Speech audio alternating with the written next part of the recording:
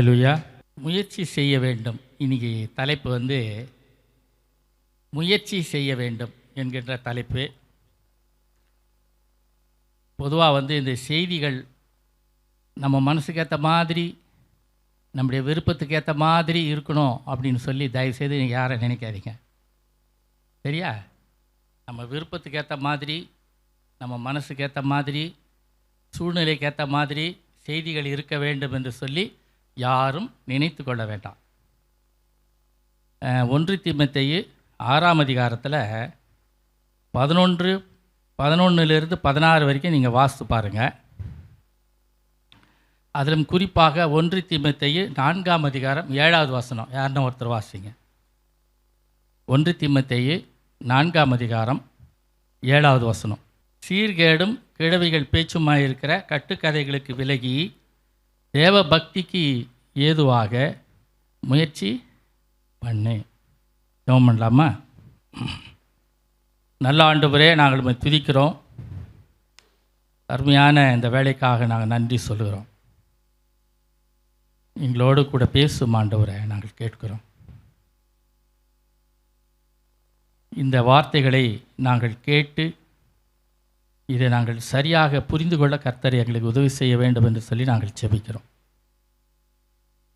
அன்புள்ள ஆண்டவரே, இந்த வார்த்தைகளுக்கு நாங்கள் கீழ்ப்படியவும், இந்த வார்த்தைகளுக்கு நாங்கள் எங்களுடைய வாழ்க்கையை நாங்கள் அர்ப்பணித்து கொள்ளவும், இந்த வார்த்தைகளுக்கு ஆண்டவரே நாங்கள் எங்களுடைய வாழ்க்கையில் அபியாசப்படுத்தவும், அதை நாங்கள் பயிற்சி செய்யவும், முயற்சி செய்யவும் கர்த்தர் எங்களுக்கு உதவி செய்ய வேண்டும் என்று சொல்லி நாங்கள் ஜெபிக்கிறோம். நேசிக்கின்ற இயேசு கிறிஸ்துவின் நாமத்தில் தாழ்மையோடு ஜெபிக்கிறோம் எங்கள் நல்ல பிதாவே, ஆமென்.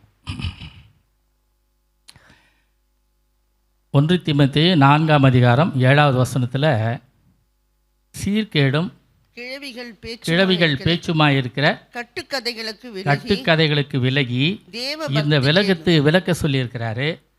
சீர்கேடுகளுக்கு விலகு, அப்புறம் கிழவிகள் பேச்சுமாயிருக்கிற கட்டுக்கதைகளுக்கு விலகு, தேவ பக்திக்கு ஏதுவாக முயற்சி பண்ணு. பவுல் எழுதின நிருபங்களில் நாம் பார்க்கும் பொழுது மற்ற நிருபங்களை காட்டிலும் இந்த தீமோத்தேயுக்கு எழுதும் பொழுது மாத்திரம் நிறைய விஷயங்களை அவர் சொல்லி எழுதுகிறதை நம்மால் பார்க்க முடிகிறது. ஆண்டவருக்கு ஏற்ற மாதிரியான ஒரு வாழ்க்கை வாழ வேண்டும் அப்படின்னு அதிகமாக வலியுறுத்துகிறார்.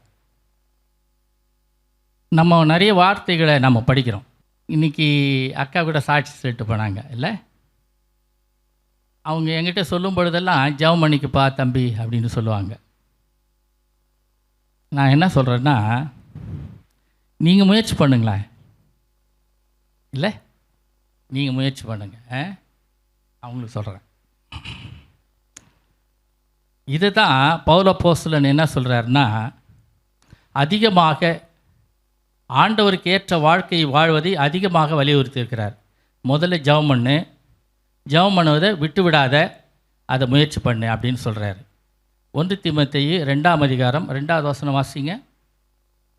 நாம் எல்லா பக்தியோடும் நல்ல ஒழுக்கத்தோடும் கலங்கம் இல்லாமல் அமைதியுள்ள ஜீவனம் பண்ணும்படிக்கு ராஜாக்களுக்காகவும் அதிகாரம் உள்ள யாவருக்காகவும் அப்படியே செய்ய வேண்டும். நாம் எல்லா பக்தியோடும் நல்லொழுக்கத்தோடும் கலகமில்லாமல் அமைதியுள்ள ஜீவனம் பண்ணும்படிக்கு ராஜாக்களுக்காகவும் அதிகாரமுள்ள யாவருக்காகவும் அப்படியே செய்ய வேண்டும் என்று சொல்லப்பட்டிருக்கிறது. சொல்லிட்டு ஜெபம் பண்ணுங்க அப்படின்னு சொல்கிறாரு. 1வது வசனம் வாசிங்க.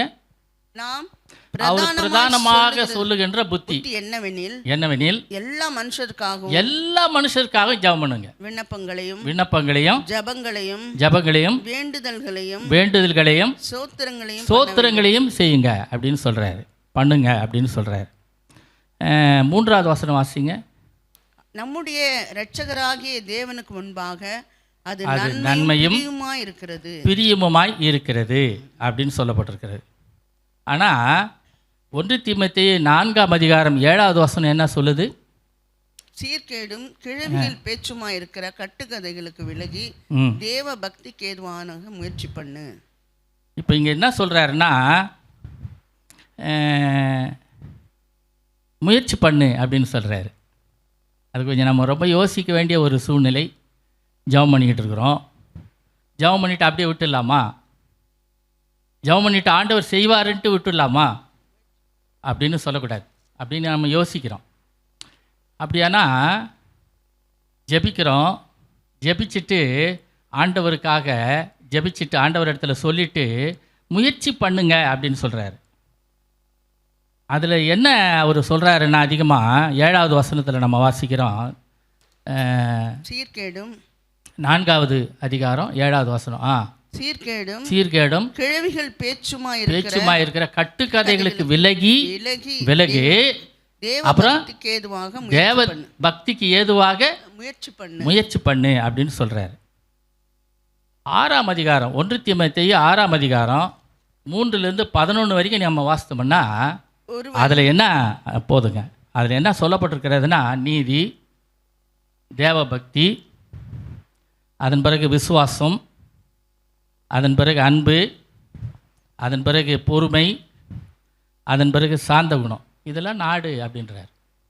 எல்லாத்தையும் விட்டுட்டு விலகிட்டு இவைகள் எல்லாத்தையும் நாடு அப்படின்னு சொல்கிறார். 1 தீமோத்தேயு 3:16 மட்டும் வாசிங்க. 3:16. அன்றியும் தேவ பக்திக்குரிய ரகசியமானது யாவரும் ஒப்புக்கொள்ளுகிறபடியே மகா மேன்மையுள்ளது. தேவன் மாம்சத்திலே வெளிப்பட்டார், ஆவியிலே நீதி உள்ளவர் என்று விளங்கப்பட்டார், தேவ தூதர்களால் காணப்பட்டார், புறஜாதிகளிடத்தில் பிரசங்கிக்கப்பட்டார், உலகத்திலே விசுவாசிக்கப்பட்டார், மகிமையிலே ஏறெடுத்து கொள்ளப்பட்டார். இப்போ என்ன இங்கே சொல்லியிருக்கிறார்னா, இயேசு கிறிஸ்துவை போலவே நீ வாழ்ந்து காட்டு. முதல்ல முயற்சி பண்ணுன்னு சொல்கிறாரு. அந்த முயற்சி பண்ணும் பொழுது இயேசு கிறிஸ்துவை போலவே நீ வாழ்ந்து காட்டு அப்படின்னு சொல்கிறாரு. எப்படி வாழ்ந்து காட்டுவது, அதனுடைய ரகசியம் என்ன அப்படின்னு சொன்னால், தேவன் மாம்சத்தில் முதல்ல வெளிப்பட்டார், அதன் பிறகு ஆவியிலே நீதி உள்ளவர் என்று விளங்கப்பட்டார், தேவதூதர்களால் காணப்பட்டார், புறஜாதிகளிடத்தில் பிரசிக்கப்பட்டார், உலகத்தில் விசுவாசிக்கப்பட்டார், மகிமையில் ஏறெடுத்து கொள்ளப்பட்டார். ஏற்றுக்கொள்ளப்பட்டார், பரமேறினார். லூக்காவில் வாசம்னா 16ஆம் அதிகாரத்தில் வாசம்னா அவர் ஆண்டவருடைய வலது பார்சத்தில் உட்கார்ந்தார் அப்படின்னு சொல்லப்பட்டிருக்கோம். இப்படி இயேசுவை போல நம்ம வாழ்ந்து காட்ட வேண்டும் அப்படின்னு சொல்லப்பட்டிருக்கிறது. அதுக்கு நான் முதல்ல என்ன செய்யணும்? இயேசு கிறிஸ்துவை போல இந்த மாதிரி நான் வாழ்ந்து காட்டணும் அப்படின்னு சொன்னால் அதற்கு நான் முதல்ல என்ன செய்யணும்? ஜெபித்து விட்டு அது கிடைக்கிற வரைக்கும் காத்திருப்பதா அல்லது முயற்சி செய்வதா? 1 தீமோத்தேயு 4ஆம் அதிகாரம் 7வது வசனம் சொல்லுகிறது, சீர்கேடுமான கிழவிகளின் பேச்சுமான கட்டுக்கதைகளை விட்டு விலகி தேவ பக்திக்கு ஏதுவாக முயற்சி பண்ணு அப்படின்னு சொல்லப்பட்டிருக்கிறது. சரி, இதில் முயற்சி பண்ணு அப்படின்னு சொல்லப்பட்டிருக்கிறத பயிற்சி செய் அப்படின்னு கூட நமக்கு சொல்லப்பட்டிருக்காரு. பயிற்சி பண்ணு, பயிற்சி செய்து கொள்ளு அப்படின்னு சொல்லப்பட்டிருக்கிறது. இதில் குறிப்பாக கிரேக்க உரோம கலாச்சாரங்களில் நம்ம பார்த்தோம்னா விளையாட்டுகள், பந்தயங்களுக்கு அதிக முக்கியத்துவம் கொடுத்தாங்களாம். யார்னா இந்த கிரேக்கர்கள், உரோம கலாச்சாரத்தில் இருக்கிறவர்கள் எல்லாம் இந்த விளையாட்டுகளுக்கும் பந்தயங்களுக்கும் அதிக முக்கியத்துவம் தந்தாங்களாம். அதில் குறிப்பாக நீங்கள் பார்த்தோம்னா இந்த இளம் விளையாட்டு வீரர்கள் என்ன செய்தார்கள் அப்படின்னு சொன்னால், தங்களுடைய வாழ்க்கையை முழுமையாக அதற்கென்று ஒப்பு கொடுத்தார்கள்.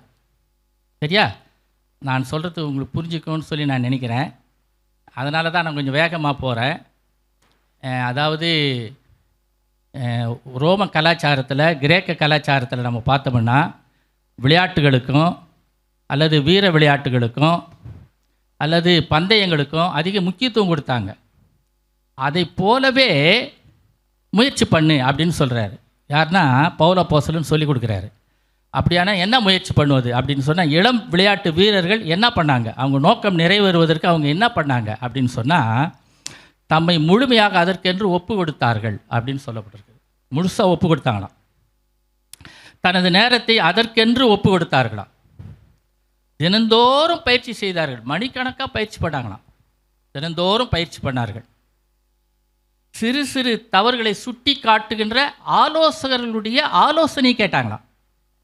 நான் பயிற்சி செய்கிறேன், நாள்தோறும் பயிற்சி செய்கிறேன். இப்படி நான் பயிற்சி செய்யும் பொழுது என்னுடைய வாழ்க்கையில் நான் செய்கிற தவறுகளை சுட்டி காட்டி, இந்தந்த தவறுகளை நீ செய்யாத, இந்தந்த தவறுகளிலிருந்து விலகு, இவைகளை நீ சேர்த்துக்கொள் அப்படின்னு சொல்லக்கூடிய நல்ல ஆலோசகர்களை சேர்த்துக்கொள்ள வேண்டுமா. அதன் பிறகு சாப்பாட்டில் கட்டுப்பாடு இருக்கணுமா. சாப்பாட்டில் கட்டுப்பாடு, நிறைய சாப்பிடக்கூடாது அப்படின்னு சொல்லி இந்த ஓட்டப்பந்தய வீரர்களுக்கெல்லாம் சொல்லுவாங்க, நிறைய சாப்பிடாதீங்க அப்படின்னு சொல்லுவாங்க. அப்படியானா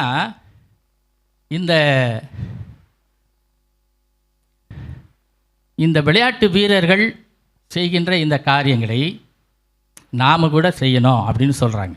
அதில் குறிப்பாக பார்த்தீங்கன்னு சொன்னால் தானியேலில் பாருங்கள், முழுமையாய் ஒப்பு கொடுத்தார். 6ஆம் அதிகாரம் 4-5 வாசிங்க.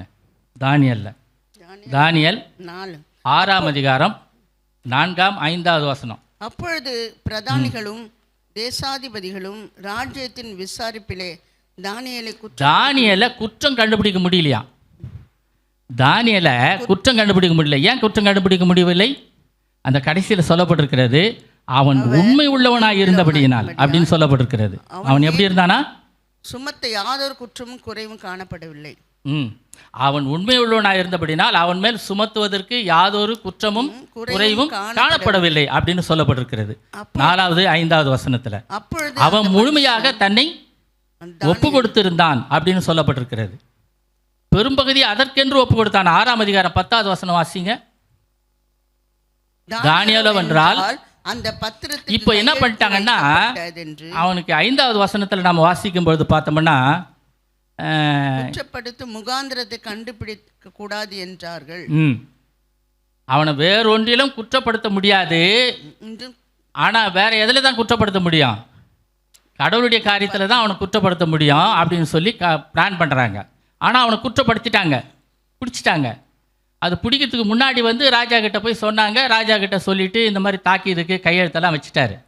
வச்ச பிறகு 10வது வசனத்தை வாசிங்க. தானியேலோ என்றால் அந்த பத்திரத்திற்கு கையெழுத்து வைக்கப்பட்டது என்று அறிந்த போதிலும் தன் வீட்டுக்குள்ளே போய் தன் வீட்டு மேல் அறையில எருசலேமுக்கு நேராக பலகணிகளை திறந்து அங்கே தான் முன் செய்து வந்தபடியே தினம் 3 வேளையும் தன் தேவனுக்கு முன்பாக முழங்காற்படியிட்டு ஜெபம் பண்ணி ஸ்தோத்திரம் செலுத்தினான்.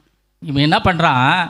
இந்த 6ஆம் அதிகாரத்துலேயும் இதில் 10வது வசனத்தை பார்க்கும்பொழுது 4வது 5வது அதிகாரங்களை 4வது 5வது வசனங்களை பார்க்கும்பொழுது 6ல் அவன் முயற்சி செய்கிறான். அந்த முயற்சியில் தன்னை முழுமையாக ஒப்பு கொடுக்குறான். முழுமையாக ஒப்பு கொடுப்பதோடு கூட அல்லாமல் அவன் என்ன பண்ணுறான்? தனக்கான ஆலோசனை மற்றொரு கேட்குறான். 2ஆம் அதிகாரம் 14வது வசனத்தை வாசிங்க. 14. பாபிலோனின் ஞானிகளை கொலை செய்ய புறப்பட்ட ராஜாவினுடைய தலையாரிகளுக்கு அதிபதியாக ஆரியோகோடைய தானியேல் யோசனையும் புத்தியுமாய் பேசி. என்ன நடக்குது இங்கன்னு சொன்னால், எல்லாரையும் கொலை செய்வதற்கு முயற்சி பண்ணுறான். அவன் என்ன சொல்கிறான்? இந்த நெபுகாத் நேச்சார் என்ன சொல்கிறான்னா, அந்த ஞானிகள் இடத்துல என்ன சொல்கிறான்? என்னுடைய கனவுகளையும் சொல்லுங்கள், அதே மாதிரி அதற்கு விடுதலையும் சொல்லுங்கள். அப்படி சொல்லிட்டீங்கன்னா நான் எதுவும் செய்யலை அப்படின்னு சொல்கிறான். ஆனால் அங்கே பார்த்தீங்கன்னு சொன்னால் அந்த ஞானிகளால் சொல்ல முடியல. ஞானிகளால் சொல்ல முடியாதனால் அவன் என்ன செய்கிறான்? பாபிலோனின் ஞானிகளை கொலை செய்ய புறப்பட்ட ராஜாவுடைய தலையாரிகளுக்கு அதிபதியாகி ஆரியோகோட தானியேல் யோசனையும் புத்தியுமாய் பேசுகிறத பார்க்குறோம். அதன் பிறகு நீங்கள் பார்த்தீங்கன்னா 15வது வசனம் வாசிங்க. இந்த கட்டளை ராஜாவினால் இத்தனை அவசரமாய் பிறந்ததற்கு காரணம் என்ன என்று ராஜாவின் சேர்வைக்காரனாகிய ஆரியோகின் இடத்திலே கேட்டான். அப்பொழுது ஆரியோகு தானியேலுக்கு காரியத்தை அறிவித்தான்.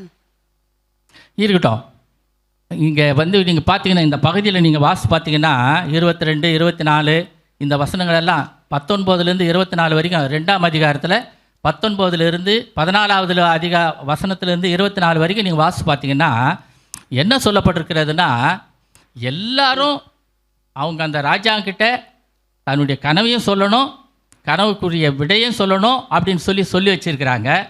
சொல்லியிருக்கிற சமயத்தில் அவர் என்ன பண்ணுறாருன்னா, அந்த ஞானிகள் எல்லாரையும் கொலை செய்வதற்கு திட்டமிடுகிறார். அப்படி திட்டமிடும் பொழுது அந்த ராஜா அந்த தானியேல் என்ன செய்கிறாருன்னா பக்குவமாய் ஞானமாய் பேசுகிறதே நம்ம பார்க்குறோம். இருங்க, கொஞ்சம் அவசரப்படாதீங்க. ராஜா கிட்ட கூட சொல்கிறாரு. இங்கே பார்த்தீங்கன்னு சொன்னால்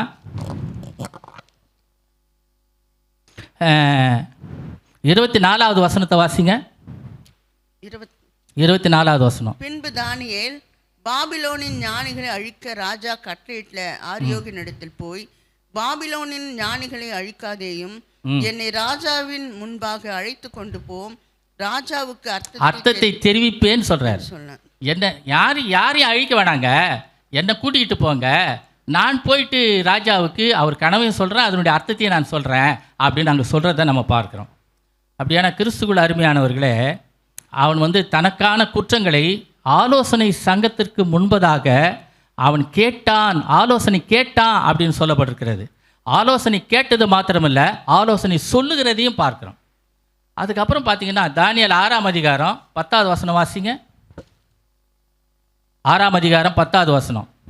தானியேலவென்றால் அந்த பத்திரத்துக்கு கையெழுத்து வைக்கப்பட்டது என்று அறிந்த போதிலும் தன் வீட்டுக்குள்ளே போய் தன் மேல் அறையிலே எருசலேமுக்கு நேராக பலகணிகள் திறந்திருக்க அங்கே தான் முன் செய்து வந்தபடியே தினமும் 3 வேளையும் தன் தேவனுக்கு முன் பயிற்சி 3 வேளையும் பயிற்சி செய்கிறதே பார்க்கிறோம். பயிற்சி செய்யறான், ஜெபம் பண்ணி. இங்க அவன் என்ன பண்றான்? ஜெபம் பண்றான். ஜெபம் எப்படி பண்றான்? 3 வேளையும் ஜெபம் பண்றான். அந்த 3 வேளை ஜெபம் பண்றது எப்படிப்பட்ட காரியங்கள்? அந்தி, சந்தி, மத்தியானம். அந்தினா என்ன அர்த்தம்? காலை நேரம். சந்தினாக்கா சாயந்தர நேரம். மத்தியானம்னா மத்தியான நேரம். 3 வேளையும் ஜெபம் பண்ணுறான். ஜெபிக்கும் பொழுது அவனுடைய பயிற்சியை அவன் எடுத்துக்கொள்கிறதை நம்மால் பார்க்க முடிகிறது. அவன் பயிற்சி செய்கிறான். அதன் பிறகு 1ஆம் அதிகாரம் 8வது வசனத்திலிருந்து நம்ம வாசித்தோம்னா 20 வரைக்கும் நம்ம வாசித்தோம்னா நமக்கு நல்லா தெரியும். தானியேல் அவர் உணவு காரியத்திற்காக ராஜா சொல்லிடுவார். அவங்க பேரெல்லாம் மாற்றிடுவாங்க, உணவும் கொடுத்துருவாங்க, சாப்பாடும் கொடுத்துருன்னு சொல்லுவார். ராஜா எனக்கு வர்ற சாப்பாட்டில் அவனுக்கு கொடுத்துருன்னு சொல்லுவார். பேரெல்லாம் மாற்றிடுவாங்க. இப்படியெல்லாம் செய்து கொண்டிருக்கும் பொழுது சாப்பாட்டு விஷயத்தில் ரொம்ப கேர்ஃபுல்லாக இருக்கிறத நம்ம பார்க்குறோம். ஏன் அப்படி இருக்கிறான் அப்படின்னு சொன்னால், அவன் என்ன செய்கிறான்னா, அது ராஜாவுக்கு கொடுக்கப்படுகின்ற அந்த உணவு அல்லது அந்த அந்த அந்த பலி செலுத்தப்பட்ட அந்த உணவுப் பொருட்கள் தான் ராஜாவுக்கு கொடுப்பாங்களாம். அதிலும் நேர்த்தியானவைகளே ராஜாவுக்கு கொடுப்பாங்களாம். அப்படியானா இங்கே என்ன சொல்லப்பட்டிருக்கிறதுனா, தானியேல் ராஜாவின் போஜனத்தினாலும் 8வது வசனம் வாசிங்க. தானியேல் ராஜாவின் போஜனத்தினாலும் அவர் பானம் பண்ணும் திராட்சை ரசத்தினாலும் தன்னை தீட்டுப்படுத்தலாகாது என்று தன் இருதயத்திலே தீர்மானம் பண்ணிக்கொண்டு தன்னை ஏன் தீட்டுப்படுத்தலாகாதுன்னு சொல்லி அவன் நினைக்கிறான் அப்படின்னு சொன்னால், அவன் பலி செலுத்தினவைகளை, அதிலும் விக்கிரகங்களுக்கு பலி செலுத்தின பொருட்களை, அதில் உசிதமான பொருட்களை ராஜாவுக்கு என்று தனியாக பிரித்து எடுத்து போய் கொடுப்பாங்க. அந்த உணவுப் பொருட்களை தான் இந்த வாலிபர்களுக்கு கொடுக்க சொல்கிறார். இந்த வாலிபர்களுக்கு இந்த உணவுப் பொருட்களை கொடுக்கும் பொழுது இவங்க என்ன சொல்கிறாங்கன்னா, இது எங்களுக்கு வேண்டாம் அப்படின்னு சொல்கிறாங்க. ஏன்னா இதனால் நான் தீட்டுப்படுவேன். அவர் சொல்கிறாரு, நீ சாலமோனு கூட அப்படி தான் மரித்து போனான் என்று சொல்லி நாம் பார்க்குறோம். சின்ன வயதிலேயே சாலமோன் அநேக ஸ்திரீகளின் மீது ஆசை வைத்தான் என்று சொல்லி நம்ம பார்க்குறோம். ஆண்டவர் சொல்கிறாரு, என்னுடைய திருப்பெயரை இல்லை என்னுடைய நாமத்தை விக்கிரங்களுக்கு நான் என்ன பண்ண மாட்டேன், கொடுக்க மாட்டேன் அப்படின்னு கொஞ்ச நாள் சொல்கிறார். கொஞ்சம் சில சமயங்களில் சொல்கிறாரு. ஆண்டவர் என்ன சொல்கிறாருன்னா, இப்படிப்பட்ட காரியங்களை நீங்களும் செய்யாதீங்க அப்படின்னு ஆண்டவர் சொல்கிறாரு. இதை தானியேல் என்ன பண்ணுறாருன்னா, இது தன்னை தீட்டுப்படுத்தும் அப்படின்னு சொல்லி நினைக்கிறார்.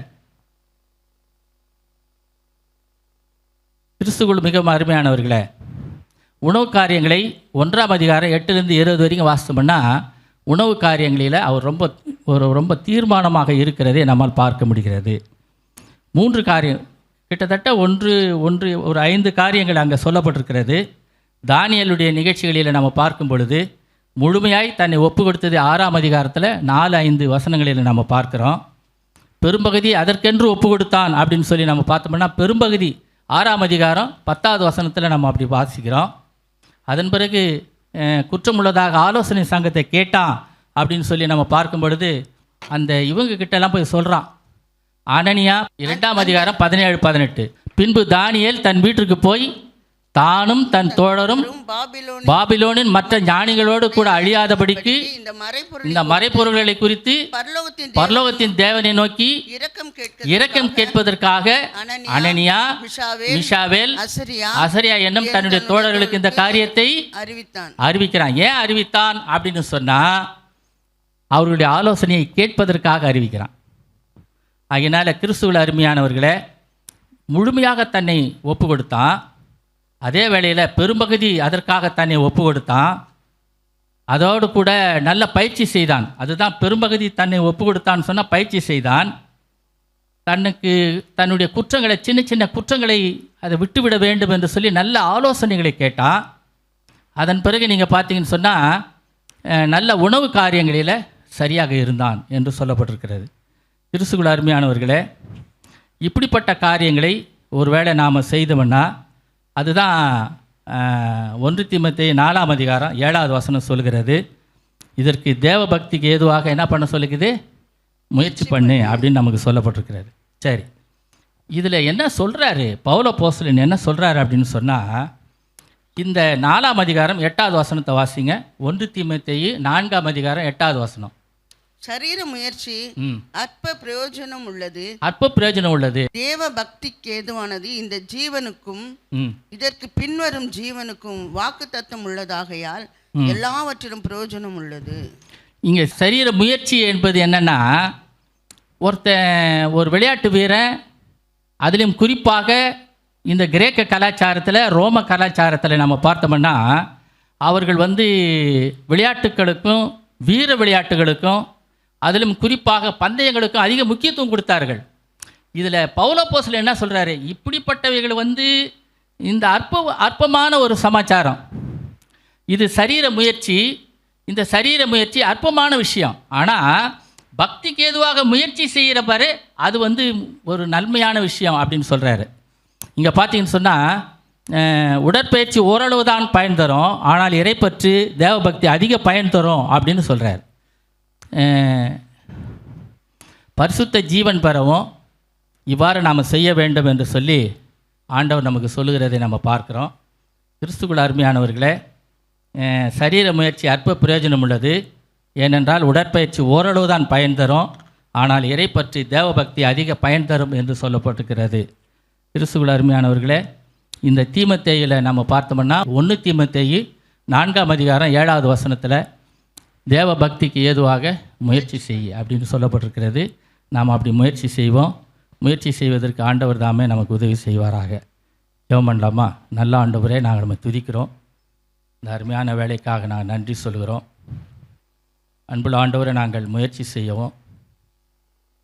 அன்புள்ள ஆண்டவரை, நாங்கள் எங்களுடைய வாழ்க்கையில் தானியேலை போல முழு பகுதியை ஆண்டவரை நாங்கள் அதற்கென்று ஒப்பு கொடுக்கவும், நாங்கள் பயிற்சி செய்யவும், அதன் மூலமாக ஆண்டவரே நாங்கள் இந்த பயிற்சி செய்வதன் மூலமாக அநேக காரியங்களை கற்றுக்கொள்ளவும், பரிசுத்த ஆவியானவருடைய உதவியை ஆண்டவரை நாங்கள் நாடவும், பரிசுத்த ஆவியானவர் எங்களுக்குள் காணப்படுகின்ற குறைவுகளை ஆண்டவரை நிவர்த்தி செய்ய ஆண்டவரை அவருடைய ஆலோசனைகளை நாங்கள் கேட்கவும், அன்புள்ள ஆண்டவரே நாங்கள் உணவிலே கட்டுப்பாடுகளை வைத்து கொள்ளவும் கர்த்தர் நீர் எங்களுக்கு கிருபை செய்ய வேண்டுமா நாங்கள் ஜெபிக்கிறோம்.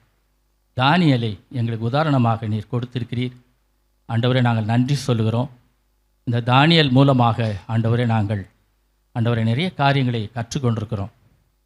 அன்புள்ள ஆண்டவரே, சரீர முயற்சி அற்ப பிரயோஜனம் உள்ளது என்று சொல்லப்பட்டிருக்கிறது. அன்புள்ள ஆண்டவரே, நாங்கள் இந்த விளையாட்டு வீரர்களைப் போல ஆண்டவரை ஒருவேளை நாங்கள் முயற்சி செய்தாலும் கூட அவைகளுக்கு எல்லாம் ஆண்டவரை மேலாக பக்திக்கு ஏதுவாக நாங்கள் முயற்சி செய்வது எங்களுக்கு மிகுந்த பிரயோஜனத்தை கொடுக்கும் என்று சொல்லி நாங்கள் நிச்சயமாய் உணர்கிறோம். அதன்படி ஆண்டவரை நாங்கள் கர்த்தாவே நாங்கள் கிருபையாய் தயவாய் இரக்கமாய் ஆண்டவரை நாங்கள் உம்முடைய வசனங்களை வார்த்தைகளை ஆண்டவரை நாங்கள் பின்பற்றுவதற்கு கர்த்தர் நீர் எங்களுக்கு உதவி செய்ய வேண்டும் என்று சொல்லி நாங்கள் ஜெபிக்கிறோம். அன்புள்ள ஆண்டவரே, தானியேலைப் போல எங்களுடைய வாழ்க்கையில் உண்மையாகவே ஆண்டவரே எங்களுடைய வாழ்க்கையில் அநேக காரியங்களுக்கு ஆண்டவரை எங்களை நாங்கள் அர்ப்பணிக்க கர்த்தர் எங்களுக்கு உதவி செய்யும். ஞானமாய் அர்ப்பணிக்க கர்த்தர் எங்களுக்கு உதவி செய்யும். அன்புள்ள ஆண்டவரே, நாங்கள் பரிசுத்த ஆவியானவருடைய நல்ல ஆலோசனைகளை கேட்க எங்களுக்கு உதவி செய்யும். அன்புள்ள ஆண்டவரே, உணவு காரியங்களிலே நாங்கள் கட்டுப்பாடுகளை வைத்துக்கொள்ள கர்த்தர் எங்களுக்கு உதவி செய்யும். இப்படிப்பட்ட காரியங்களை நாங்கள் செய்யும் பொழுது மாத்திரமே அன்புள்ள ஆண்டவரே, நாங்கள் உண்மையாகவே ஆண்டவரே, நாங்கள் சரீர முயற்சி அற்ப பிரயோஜனமுள்ளது என்பதை நாங்கள் புரிந்து கொண்டவர்களாக ஆண்டவரே, பக்திக்கு ஏதுவாக முயற்சி செய்கின்ற மக்களாக காணப்பட கர்த்தனை எங்களுக்கு உதவி செய்ய வேண்டும் என்று சொல்லி நாங்கள் ஜெபிக்கிறோம். கர்த்தாவே, உம்முடைய கிருபை, உம்முடைய தயவு, உம்முடைய இரக்கம் எங்களை சூழ்ந்து கொள்ளட்டும்.